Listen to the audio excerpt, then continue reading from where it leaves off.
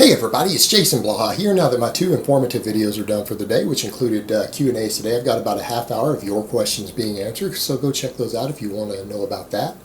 But now it's time to talk about current events in the online fitness community. So let me put on my +5 hat of weaponsmithing, work on skilling up my crafting a little bit, and let's talk about the Jawzrsize.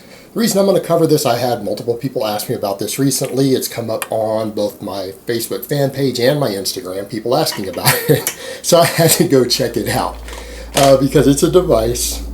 And I even saw they even have it up on Amazon for like $40 minimum starting price. It's a device to help exercise your mouth and build that chiseled, rugged jaw. Alright, we're going to get into a little bit of anatomy, a little bit of physiology and all that stuff in just a second. But do you guys remember the first one of these devices to exercise your mouth that came out a few years back? And it was hilarious because it was that thing that people put in their mouth and it had those flappy arms and you do like this and they flopped up and down. And they had these Asian chicks as the models doing it. And it was supposed to work your mouth also, and it looked like it was basically people thinking they were practicing to give blowjobs. It was hilarious because of the things flopping on the next of their face. You guys remember that? I do. How can you forget that?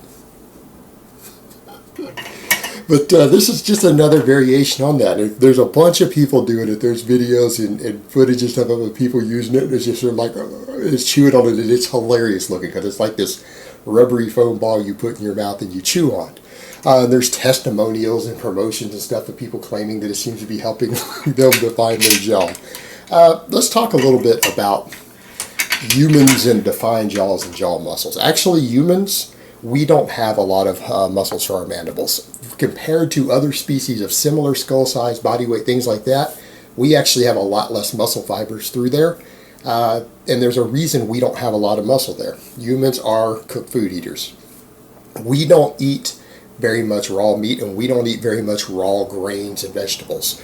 As a species, compared to most other species, we just do not eat raw food. Humans have been cooked food eaters always, and that's what all the anthropology confirms. So we pre-digest and pre-chew a lot of our food by cooking it. That breaks down sinew and muscle.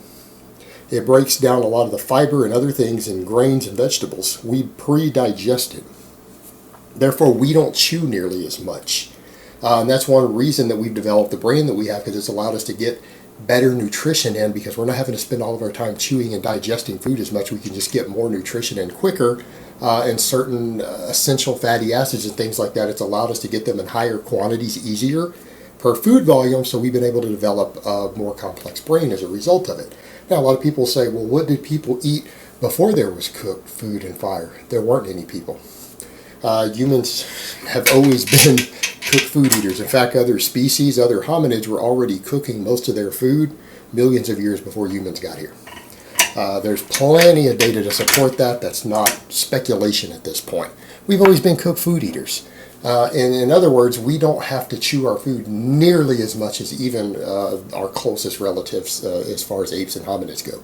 We just don't. That's why when you look through fossil records, you see a more well-developed jaw and attachment points for muscles in it, even in other species of pre-humans that aren't, Homo sapien. They're not us. They're not as advanced as we are. Again, also smaller brain than we have. We're cooked food eaters. Accordingly, we don't have muscles that hypertrophy very well from use in that area. We just don't, because we've never needed them collectively enough as a species to really be there. So ours are relatively atrophied, and they don't grow very easily. Right? And that's the point. And you can talk to any expert, and they will tell you, you're not going to be able to chew enough to see significant hypertrophy there. Even with a device like this, it's not going to be enough to significantly change your face shape. It's just not. Most of that chiseled jaw look that you think of from people who start to get into shape is due to getting leaner. When you have less fat on your face, all that definition comes out more. Gives you that more pronounced jawline and cheekbones and everything. It's fat loss that causes that. Being leaner. Do more cardio. Clean your diet up. Eat more fiber, more protein in your diet. Do more cardio. All right, that's your keys to getting that, not some chewing device. It's absolutely not going to help. It's just scientifically it's not going to do that. Now, a lot of people are like, well, how come this bodybuilder or that person has that chiseled jaw? Because some of those muscles do respond to androgens. A lot of these people are on very large amounts of male hormones, synthetically put into their body. And even then, there's a cap on that. And the thing you're going to notice with a lot of those guys, it's not actually muscle that's growing per se, it's bone.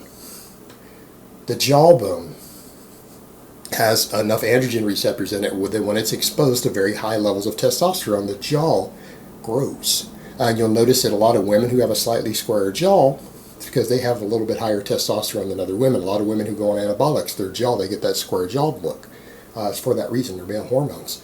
Now with male bodybuilders and athletes who go on large amounts of these hormones, when their jaw hypertrophies, one of the characteristics that you notice, not only does their jaw thicken up, their jaw thickens up. You guys remember, I said I would mention the last Batman movie.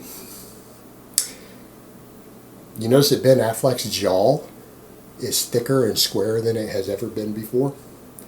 His bone structure changed in his jaw just slightly. What's that tell you? I think it's because he used a Jawzrsize, or because maybe his jaw got exposed to a higher amount of androgens than he's ever had in his body before. Just throwing that out there for his transformation. Think on that one. Go compare the pictures. Jawbone hypertrophy. Now, one of the things you notice with a lot of these guys who do this, particularly when they start younger. Look at a lot of bodybuilders who got big in their teens still, particularly. Notice a lot of them have gaps between their teeth.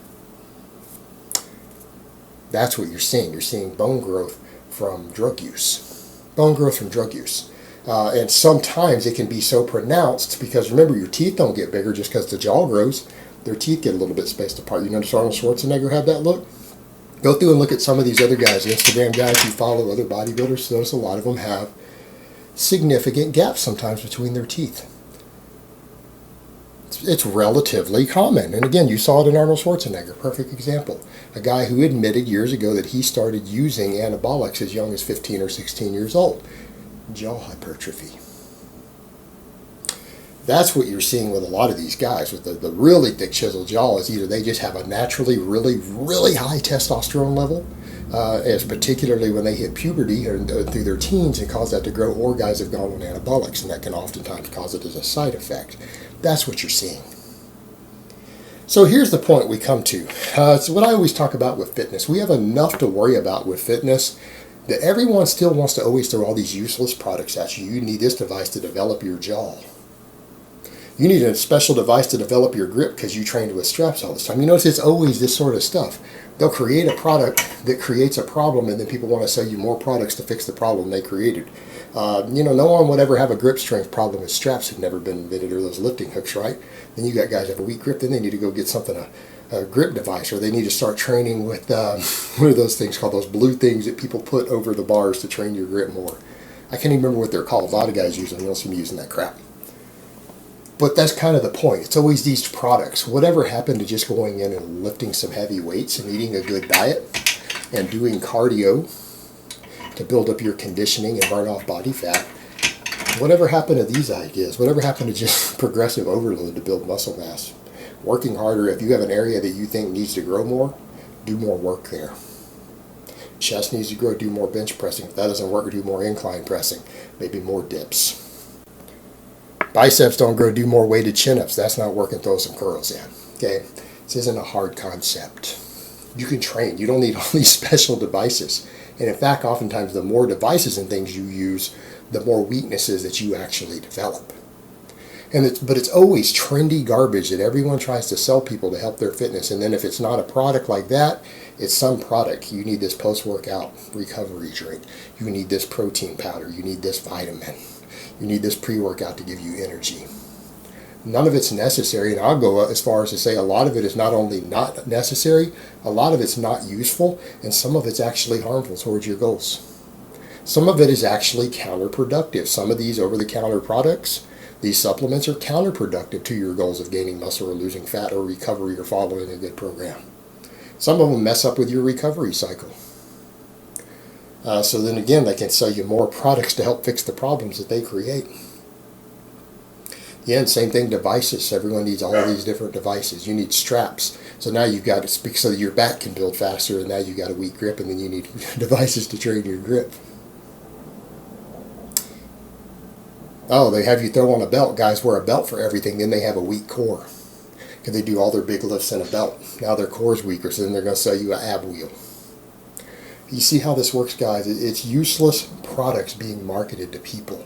People try to complicate fitness more than it needs to be, and I'm not saying a more advanced athlete might not need a concurrent periodization training program when they maybe grow beyond or seem to stall with using the linear periodization or linear block periodization that the Russians developed. All this more advanced training, okay, sometimes there's a place for it. I use this stuff. I teach this stuff. But the reality is, fitness doesn't ever need to be so complicated that you need to go buy special devices or special products beyond what you get at the grocery store, on the food aisles, I mean the vitamin and mineral section, and what you can find in most gyms. You know what? Almost everything that most you need is just a barbell, a rack, some plates, maybe a few dumbbells here and there, maybe some bands for certain shoulder work, mobility work. Simple things, guys. You don't need all these special products. They are generally just a big ripoff. Alright, guys, but that's really all I have to say on that today. I hope it's been informative, and I will talk to you guys next time.